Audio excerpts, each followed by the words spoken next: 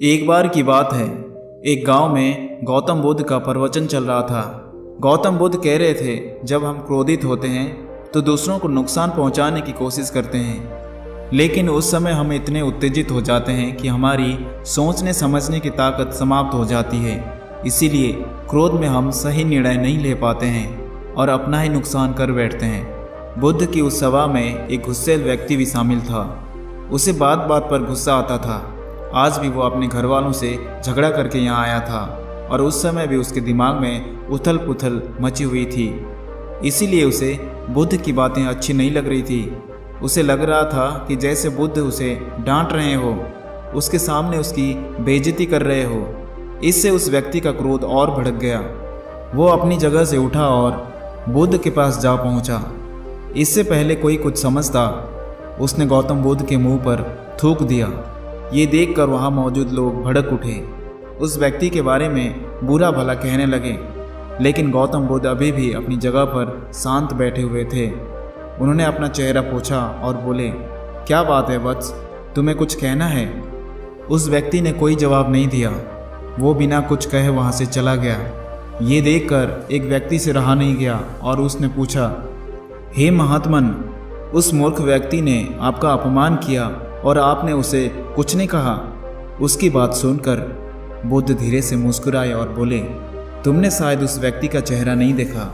वह व्यक्ति बहुत परेशान लग रहा था। मुझे लगता है कि वो किसी चिंता में घिरा हुआ था, इसीलिए ऐसे परेशान व्यक्ति को क्या दोष देना।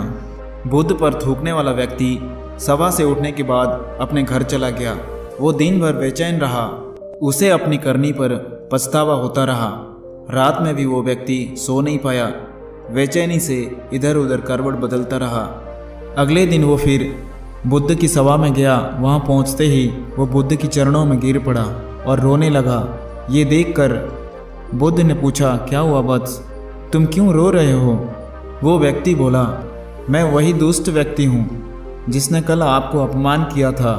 पता नहीं कल मुझ पर कौन सा पागलपन सवार हुआ जो मैं ऐसी घृणित हरकत कर बैठा। कृपया मुझे क्षमा कर दें। बुद्ध बोले, भंते, कल की बात तो कल ही समाप्त हो गई वत्स। कल के बारे में आज क्या सोचना? अगर मैं उस घटना के बारे में सोचता रहता, क्रोध करता, उससे तो सिर्फ मेरा दिल दुखता। तुम्हें उससे कोई फर्क नहीं पड़ता। इसीलिए बुरी घटना को याद रखना कोई समझदारी की बात नहीं है। इससे हमारी परेशानी बढ़ जाती है और जीवन ठहर जाता है। इसीलिए अप्रिय बातों और अप्रिय घटनाओं को भूलने में ही समझदारी है। जो व्यक्ति ऐसी घटनाओं को भूल जाता है वही जीवन में आगे बढ़ता है, और जो उसमें उलझा रहता है उनका जीवन चक्रव्यूह के समान हो जाता है, जिससे चाहकर भी बाहर निकल नहीं पाता है। दोस्तों, गुस्सा करना ऐसा होता है जैसे मानो कि जहर आप पिएं और कामना करें कि सामने वाला मर जाए।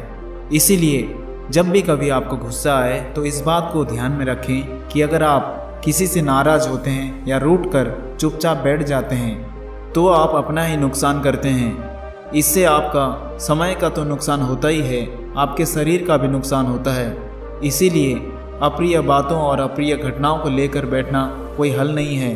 बेहतर यही है कि उन्हें भूल कर आगे बढ़ें। तभी आप जीवन के प्रवाह के साथ अपने आप को जोड़ पाएंगे और जीवन का आनंद ले पाएंगे।